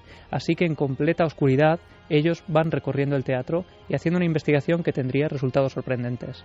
En este caso teníamos ya conocimiento de que estaban existiendo una serie de fenómenos en un teatro en el centro de Madrid, y acudimos, nos dieron la autorización para entrar en un momento en que no hubiera pues ni ensayos ni representaciones, nada que pudiera molestar ni al público ni a los actores. El teatro a media luz, como nos ocurrió a nosotros, solamente con las luces de emergencia, pues la verdad es que impresionaba. Y luego parece ser que donde ocurrían todas las cosas eran alrededor del escenario, por la parte de atrás, donde hay todo el atrezo, donde hay todas las cuerdas, toda la tramoya, y ahí es donde siempre notaban pasos, ruidos, ocurrían cosas, se apagaban y encendían las luces sin que el técnico de las luces pudiera buscarle una explicación. Es interesante ese detalle al que aludía Sol, porque algunas de las personas que nos han escrito y en muchos otros casos de teatros que repasaremos ahora se habla de fenómenos extraños, especialmente en la zona de bastidores, de tramoya, y casi nunca en la zona del patio de butacas o en el escenario. Es algo que coincide a lo largo de estos testimonios. A partir de ahí empiezan esa investigación y llega un momento en que tanto Sol como el medium que llevan junto al grupo EPTA parecen ver un personaje en esa zona de bastidores. Empezamos a recorrernos todo el teatro. Íbamos vamos a oscuras y con linternas, ¿no? Y en un momento dado enfoco una especie de manojo de cuerdas verticales que había en uno de los extremos y yo tuve un flash de una persona que estaba colgando de esos cables. Se lo dije a la persona que nos ayuda y que pertenece al grupo EPTA y que es precisamente el sensitivo, el medium, ¿no? Y me dice, bueno, yo lo estoy notando, pero yo veo que están dando por aquí. Nos sentamos en el patio de butacas, este miembro de EPTA pues se concentra, todos le rodeamos el círculo. Este hombre entra en comunicación con un personaje, por lo visto él se ocupaba de trabajos subalternos. Nos dijo que solamente recordaba que en un año, que nos dijo perfectamente el año, que él había tenido un accidente, precisamente, fíjate qué curioso, en las cuerdas donde yo le había visto, en ese lugar de la parte de atrás del escenario. Continúan entablando esa conversación con ese personaje con el que parece haber entrado en comunicación la persona sensitiva del grupo EPTA, que ya ha tenido otras experiencias en puntos determinantes. No era Paloma Navarrete, porque en este caso ella no podía acudir a ese lugar, y esta persona continúa dándoles datos reveladores sin saber muy bien qué era lo que había pasado en ese lugar y por qué él seguía sin poder marcharse de allí. Subiendo con una garrucha una viga metálica, esta viga se había desprendido. Y lo curioso es que no hacía nada más que hablar de Perico, que debió de ser la víctima de abajo que sufrió el golpe de la vigueta de hierro que se desprendió. Lo que también sospechamos, porque él lo negaba absolutamente, es que él se debió de quedar enganchado por el contrapeso al caer la vigueta de las cuerdas y de alguna manera se quedó colgando o ahorcado o sin respiración, sujeto, ¿me entiendes?, por las cuerdas verticales y del peso que se había desplomado. Y eso es todo lo que supimos. Pero fíjate tú que nunca dejamos de sorprendernos, primero con esas supuestas comunicaciones que luego se confirman con que en ese año existió un accidente allí, y lo único que tenemos que comprobar es que, como él nos dijo solamente el nombre y no su apellido, tenemos que comprobar a ver si verdaderamente en el plantel del personal que había en aquella época había una persona con... 3:33, el grupo EPTA, que es gente veterana, aunque también tienen algún integrante recién llegado prácticamente a estas lides, pero puede gustar más, puede gustar menos, puede tener más simpatizantes, menos, pero que nadie les quite el entusiasmo, ¿eh? Está clarísimo que les encanta lo que hacen, que son un grupo multidisciplinar y que, y Javier Pérez Campos podría dar fe de ello y nosotros también, personas como Paloma Navarrete, por ejemplo a mí, que yo no creo en la evidencia, lo he dicho 1000 veces, no creo en la evidencia, no creo en los videntes, perdón, creo en la evidencia, pero en los videntes que ven todo el rato no, me parece sorprendente. No creo en el ser humano que domina la fuerza extraña esa, creo que eso es poderoso y juega con nosotros como quiera, pero que sí de vez en cuando se puede ver. Lo he dicho 1000 veces, la madre al hijo, que está sufriendo un dolor, el hermano con su hermano, pero alguien todo el rato. Ahora, tengo que tragarme mis palabras en ocasiones con gente muy excepcional, y creo que en mi vida he conocido un par de personas de este nivel que a veces, muchas, aciertan de una forma incomprensible. Javier también lo ha comprobado, nuestro compañero Carlos Largo también lo han comprobado, en fin, hay personas que parece que tienen ese don. Parece incomprensible todo esto, pero ocurre. Y resulta que yendo de teatro en teatro y sin salir de Madrid nos hemos dado cuenta que hay todo un mapa de historias asombrosas. Yo recuerdo hacia el año 90, fíjate si ha llovido, Javier, si ha llovido, tú tenías un año.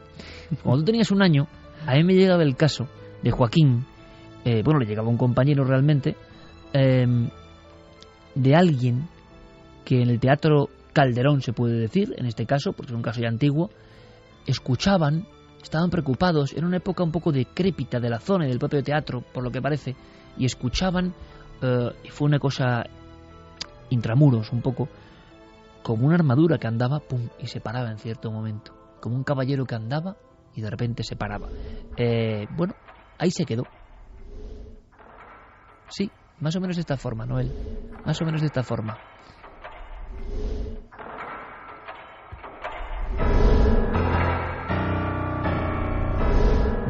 Nunca una música ha acompañado en el momento exacto mejor a una descripción, ¿no? Estabais viendo casi al hombre, ¿no? Estabais viendo esa especie de Quijote de otro tiempo avanzando por un subterráneo del teatro. En fin, así es la magia de la radio. Bueno, pues hemos ido a otros lugares, hemos recorrido otras historias. Y yo me acuerdo de otra imagen de impacto, Carmen. En la Almudena, ¿recuerdas la escena con la night shot que pudiste grabar? Porque estuvimos 2 noches. Una tú estabas allí, otra yo estuve con el equipo y con Sergio. El monumento a los muertos en el Teatro Novedades. Sí, impresionaba además. Si no recuerdo mal, era un monumento que por sus 4 caras tenía los nombres de todos los que fallecieron en el Teatro Novedades, y había una placa que lo decía, por todas las víctimas que se quemaron, que fallecieron, que murieron.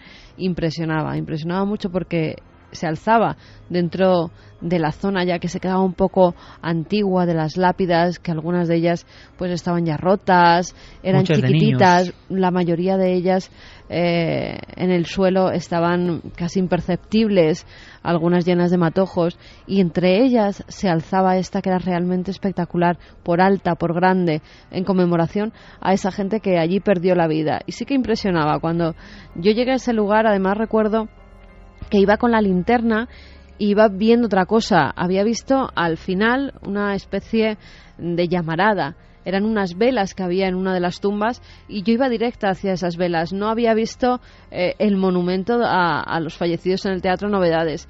Y cuando iba pasando entre las tumbas, entre las lápidas, de repente me enfocó la linterna hacia un gran monolito de piedra blanco que era este monumento. Y dije, esto tan grande aquí, ¿por qué? Y ya cuando empecé a leer la inscripción que había, se me pusieron los pelos de punta realmente, porque además recordaba lo que había pasado en el teatro y cómo la gente, las crónicas de la época, habían intentado salir, no habían podido, la gente se pisaba, entró el pánico y muchos murieron por eso. Y se contaba, y se contó durante mucho tiempo, la presencia del fantasma de alguien que cojeaba. Sí. Y directamente el cronista oficial de la villa, Ángel del Río, nos contó en Cuarto Milenio el porqué de esta historia.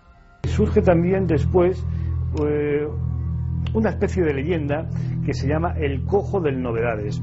¿Quién era el Cojo del Novedades? Pues para parecer un fantasma que paseaba por las noches y hasta el amanecer, de alguna manera es como dándose golpes de pecho arrepentido. Y es que uno de los espectadores que salió huyendo era cojo, llevaba una muleta, y al caerse la muleta quedó atravesada en la puerta de salida y ahí se produjo un bloqueo donde perecieron la mayoría de los espectadores. Historia de los teatros de Madrid. Y Javier, como siempre, tirando del hilo, aparte de los testimonios que le han ido llegando, ha encontrado otra historia que tiene que ver con huesos que me ha dejado un poco helado también, ¿no? No la conocía.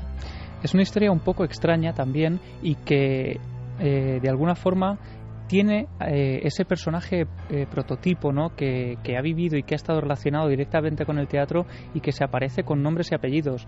Durante años, los trabajadores del Teatro Lara de Madrid, el que durante mucho tiempo fue conocido como La Bombonera, construido en torno al año 1879, en ese escenario, pues durante muchas funciones actuó una conocida actriz de Argentina del siglo XIX, Lola Membrives, y ella estaba muy relacionada con ese lugar porque durante años pasó allí bastantes horas al día, ¿no? Cuando ella falleció, decían y seguían diciendo los trabajadores del hotel, o sea, de ese teatro, que aún seguían escuchando su voz saliendo de su camerino, como si estuviera entonando aún alguna de las canciones que ella ensayaba horas antes de la función. Decían que escuchaban sus pasos, que había días en los que estaba especialmente revuelta incluso y parecía que golpeaba con fuerza a la puerta de ese camerino. Algunos actores incluso pidieron otro camerino que no fuera aquel, y en un momento determinado, cuando se estaba representando en ese teatro del Teatro Lara la representación de Días de Vino y Rosas, se les ocurrió a los directores hacer una exposición fotográfica en el mismo hall del teatro titulado El fin de la carne. En esa exposición se mostraban fotografías de esqueletos y de cráneos y huesos de diferentes tipos de animales, y parece ser que coincidiendo con ese mismo periodo en que estuvo activa esa exposición, pues parecía que los fenómenos estaban especialmente violentos. Las puertas se abrían y se cerraban solas, las luces del teatro se apagaban y encendían cuando les venía prácticamente en gana. Muchos miembros empezaron a sentirse especialmente agotados, muy mal cuando pasaban por determinadas zonas del teatro, y especialmente por la zona del camerino que estuvo habitado durante años por Lola Membrives. Nadie sabía por qué y a qué debía de verse todo esto, hasta que de pronto alguien se da cuenta de un detalle que parece otorgar a esta historia cierta trascendencia, y es que la única fotografía dedicada al esqueleto de un cuerpo humano llevaba un nombre muy concreto: era Lola Membrives.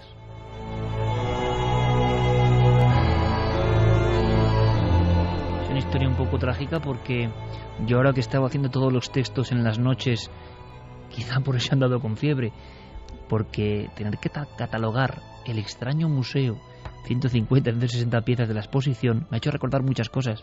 He tenido que catalogar las historias tremendas de esqueletos o de teratología, monstruos animales o monstruos humanos, y todo ese mundo un poco, ¿cómo decirlo?, distinto, ¿no? Aquí se junta teatro, mundo fantasmagórico y encima exposición de huesos, o sea, es que ya no sé qué más puede ocurrir. Bueno, y es que este teatro, además, parece ser que en el escenario principal tiene una trampilla, como esas trampillas que vemos, por ejemplo, en ese mítico fantasma de la ópera, ¿no? Pues en este caso esa trampilla parece ser que comunica a través de una escalera de piedra, una vieja escalera que lleva un pasillo muy frío y polvoriento. Es un conducto que atraviesa una pequeña parte de Madrid con el convento San Plácido en la calle del Pez, que se encuentra al lado de este teatro y que durante años, durante la Guerra Civil Española, fue utilizado como refugio y también como forma de escapar de ese lugar. Y eso es lo interesante, pues que muchos teatros de la zona y del centro de Madrid tienen a sus espaldas una gran carga histórica que en ocasiones parece estar relacionada con los fenómenos que allí se viven. Nos hablaban, por ejemplo, también de dos teatros del centro, muy céntricos de Madrid, donde aparecían todo tipo de personajes. Hablaban de un anciano que cruzaba los camerinos de una zona a otra, y ese lugar precisamente había sido un antiguo convento que sufrió un grave incendio en el año 1931, que ocasionó que incluso tuviera que volver a levantarse por completo lo que fue el teatro posteriormente, porque ese convento ya no volvió a reconstruirse. Y si seguimos un poco analizando algunos de estos lugares, por ejemplo, tenemos el caso del Teatro Las Aguas. Allí también se aparece un personaje muy concreto que ya no solo han visto personas que trabajan en el teatro, sino miembros del público y espectadores que han llegado a confundirlo con algún personaje que estaba realizando alguna obra teatral por allí y que sin embargo no tenía nada que ver con la ambientación, ¿no?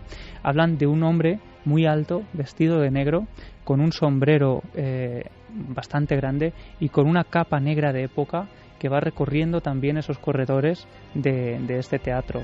A ver si va a ser el Seco, que mañana hablamos de él, un hombre alto, vestido de gala. Mañana es otro de... Uno nunca deja de aprender, el Seco. Yo no conocía esta historia y mañana nos lo van a contar. Hablando de personaje, verlo en un teatro, ocurría en Humberstone, ¿te acuerdas? En el pequeño teatrito que había en las salitreras, contaba la gente que decía, no, me están haciendo alguna de las obras dentro del teatro, que ya no se representan obras desde hace muchos años, y veían a personajes antiguos que habían representado es allí como obras. Si fuese una especie de gran micrófono de emociones. Han ocurrido muchas cosas. Yo creo como ejemplo porque esto da para muchísimo, pero es un pequeño dossier y nos han ido llegando a través de las vías de contacto testimonios de gente que trabaja en el teatro y que puede contarlo. Y claro, a Javier le ha pasado lo mismo, que coinciden los teatros y los fenómenos. Y lo curioso es que muchas veces ha pasado cuando ocurren cosas que tienen que ver con el misterio, esta exposición de huesos o representaciones que tienen que ver con el misterio. Un ejemplo, os hablo de dos maestros de la escena, ¿no? Jorge de Juan y qué decir de Emilio Gutiérrez Cava. O sea, nos ponemos firmes, ¿no? Aquí. Bueno, pues ellos hicieron una de las obras que a mí más me maravilló, de verdad, de las que he visto, que no son muchas, lo digo, no soy un experto en teatro, pero aquello, qué esfuerzo titánico. Eran 2 actores y nada más, y llegaba a dar miedo, y ni un solo condimento. 2 actores. La mujer de negro. Bueno, pues se metieron tanto en la historia de un fantasma, de un supuesto fantasma que se aparecía, que empezaron a pasar cosas en el teatro, y no solo en el teatro. A veces el misterio persigue a los artistas hasta su propio domicilio. Lo contaban así en Cuarto Milenio. Nosotros llevamos 600 representaciones ya y pico de la mujer de negro, y aquí en concreto nos han pasado muchas cosas. O sea, desde lesiones que hemos tenido, Emilio, una de las lesiones más graves que ha tenido en su vida ha sido con esta función. Yo me caí a un foso de 3,5 metros. Hay una cajita de música en concreto en esta función que suena en la función por un niño que hay en la función. Siempre hay un niño en este tipo de historias metido, ¿no? Y hay una cajita de música que suena sola. Y Emilio un día en su casa, si quiere que lo cuente él, empezó a sonar sola. Y nadie le había dado cuerda ni nada. Además estábamos mi mujer y yo, y sonó.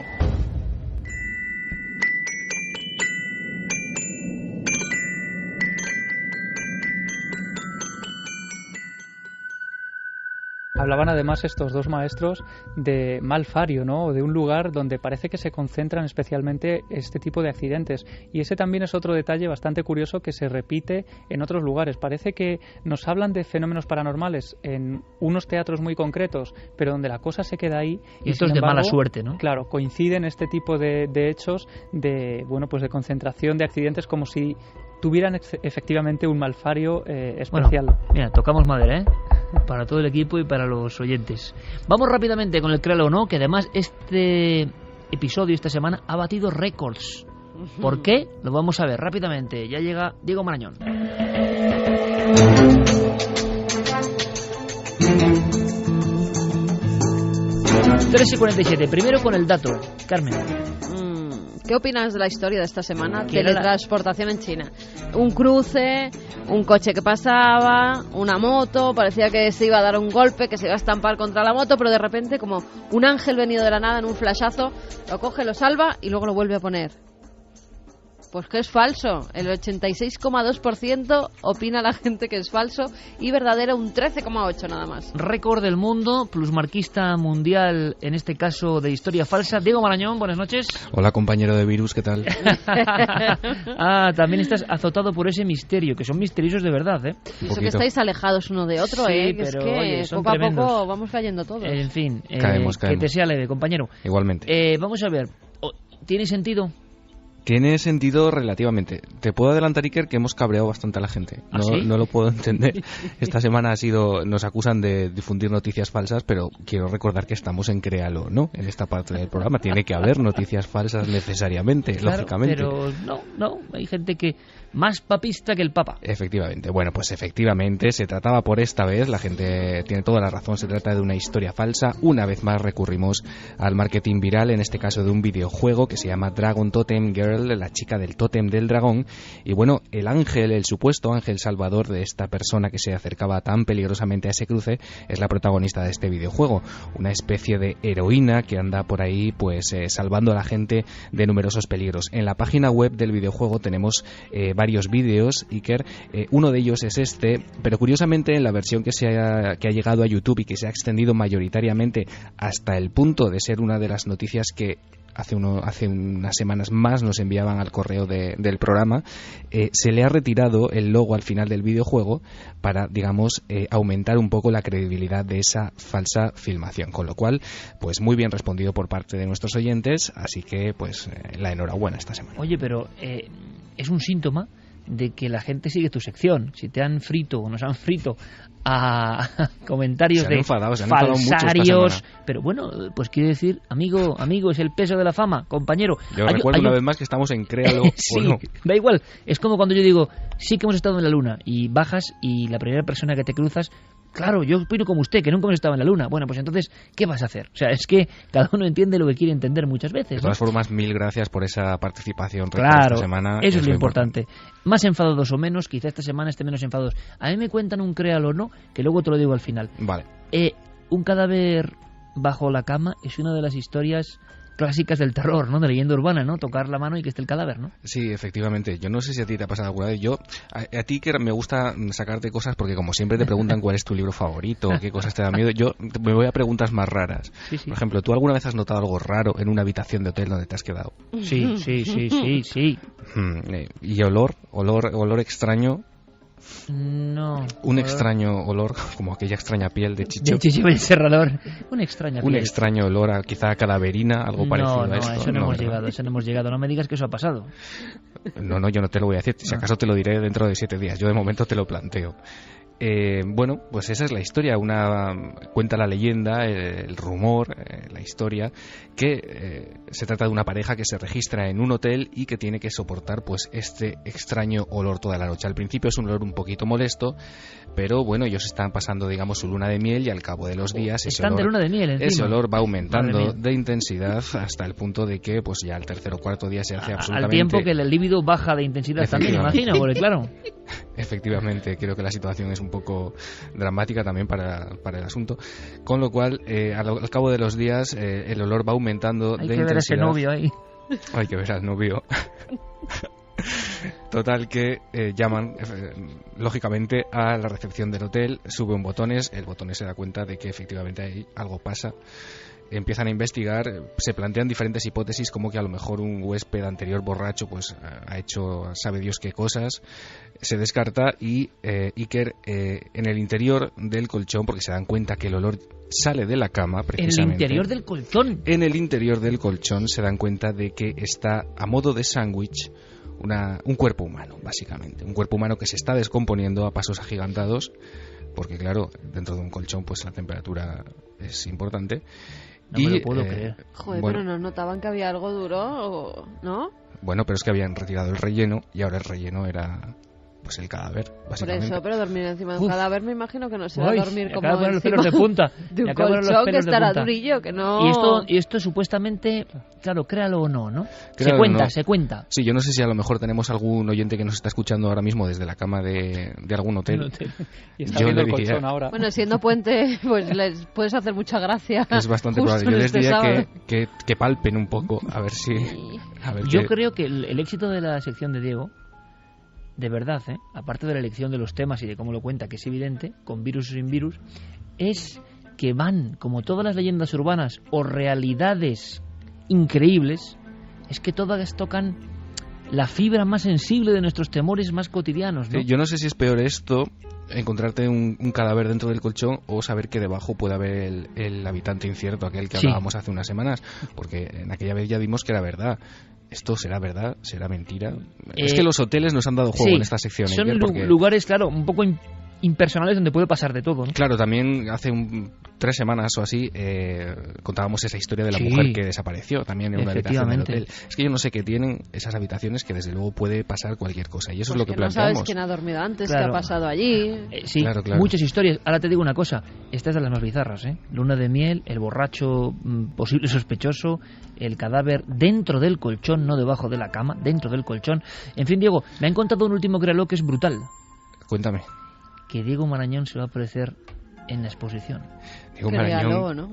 Diego Marañón tiene que sortear 1001 peligros para estar el sábado, pero lo intentará. Por eso es un reto y la gente está, créalo o no, estará expectante. Yo creo que más que las piezas, más que nuestras charlas, llegará Diego Marañón. ¿Tú sabes lo que decía en la cabecera del Coche Fantástico? Eso de Diego Marañón es un hombre que no existe en un mundo lleno de peligros. Esto es exactamente lo que va a pasar. Sí. Hay que hacer un día sobre si Michael Knight, pero el del Coche Fantástico, existió de verdad o no. Bueno, compañero, un abrazo muy fuerte. Recupérate de verdad, que te queremos ver en la exposición. Un abrazo grande. Hasta la semana que viene, Iker. Dice, en el Criano no de Milenio 3 de hoy, ¿notas algo raro en el colchón? Mira a ver qué es y te encuentras un muerto dentro. La gente que ya no va a mirar el colchón y que empiezan a oler mal dentro de sus propias habitaciones. Bueno, eso... Esto ya es paranoia compartida. No, pero, hombre, y que no se les ocurra mirar en internet ese medio prodigioso para, por ejemplo, esto, con un solo dedo y en un segundo... Es lo más parecido un poco a Dios, entre comillas, preguntarle a Dios, oye, ácaro del colchón, pin, y ya está ahí. Porque las imágenes del ácaro del colchón... Bueno, yo te diré una cosa, hay pocos temas que levanten tanta paranoia como esos colchones en los que uno duerme, por ejemplo, en las camas de un hotel. Y te cuento muy rápido, antes de irnos a Rumanía a hacer este tema de los vampiros, le pedí consejo y le pedí que me contara un poco lo que me iba a encontrar Ángel Gordon, ¿no? Que tanto ha pisado las tierras de Rumanía. Y el lupirólogo español. Sí, y él me contó una escena, un detalle, que es que uno de sus compañeros una noche en el hotel de Bucarest, cuando se había ido a acostar, durmió tranquilamente con un extraño sonido, como un crujido que emergía del colchón, y a la mañana siguiente, al retirarlo, mosqueado por ese sonido, una manta negra de cucarachas negras pareció emerger de ese agujero que había en el colchón.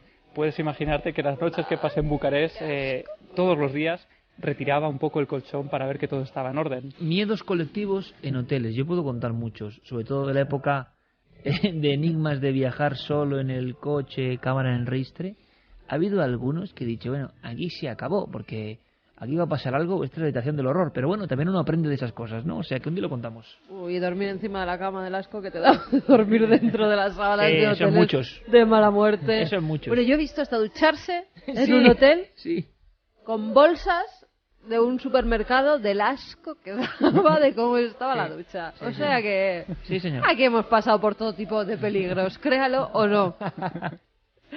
También dicen, Diego Marañón, créalo o no, ¿existe? Existe, ahí está. Hay dos mitos, Diego Marañón, Guillermo León. ¿Existen o no? Hay quien dice que Noel Calero es un autómata. También te lo digo, ¿eh? Sí, pero eso yo lo afirmo. Pero, no, o sea, que es un robot electrónico porque no se puede acertar tanto con la música. Mira, nos escriben, por ejemplo, Jesús Arcos García, decía, doy fe de lo que comentáis. En la función de Golda Meir, su protagonista me comentó haber escuchado pasos estando en los camerinos sola con su técnico. Al principio no le dio importancia, pero después de 2 días dijo que no quería seguir trabajando allí. Nos dejas un número de teléfono, Javi, por si acaso nos queremos poner en contacto con él, porque está bien, investigaremos. May nos dice, estudio para trabajar en un hotel, pero creo que se me han pasado las ganas de golpe. Dark Boss dice, en ese colchón se duerme de muerte. Óscar Utrilla, estoy de acuerdo contigo en eso, Iker, también soy escéptico en esto, pero con Paloma Navarrete me trago mi escepticismo. La creo al 100% y de hecho una amiga mía me sorprendió en el mismo Belchite dando muestras de tener el mismo don que Paloma. El de ese que ve cosas. Así que... Juan José de Sevilla nos dice, sin duda, un tour por España de la exposición. Estaría genial. Lástima que me pille tan lejos. Saludos milenarios. Silian, que los teatros han estado muchísimas veces asociados a sucesos extraños. Supongo que es debido a la cantidad de tragedias ocurridas. Bueno, tragedias incluso en directo, ¿no? Como aquel famoso caso que trajo Paco Pérez Caballero y Alberto Cerezuela, del Teatro de Almería, que empiezan todos los fenómenos con una muerte en vivo por celos, donde muere una de las actrices en todo el escenario. Sí, es verdad. Hay muchas tragedias además en los teatros, porque como hay mucho que cambiar de escenarios y de tal. Desde Bolivia, Juan Antonio Sanz, que nos desea lo mejor para la exposición, que dice que a ver si el tour se hace internacional ya, ¿no? No solo por España, que sea internacional. Pues no lo sé, porque de momento va a ser solo ahí, pero figuras bolivianas como la Puerta de Tiahuanaco o el monolito Benet, esa especie de extraterrestre venido de algún lugar del tiempo y el espacio, van a estar. Compañeros, se acaba el tiempo. Milenio 3 se termina por esta semana. Ha sido, como siempre, un placer. Espero veros mañana en Cuarto Milenio, por supuesto, y en esa exposición que vamos a hacer con todo el cariño para todos vosotros.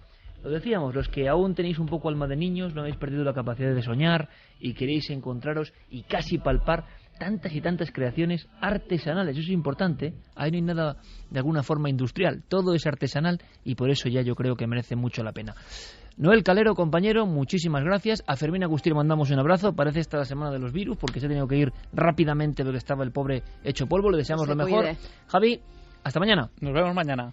Carmen, hasta mañana. Hasta mañana y nos vemos también en la exposición. Viernes, sábado, domingo. Os esperamos.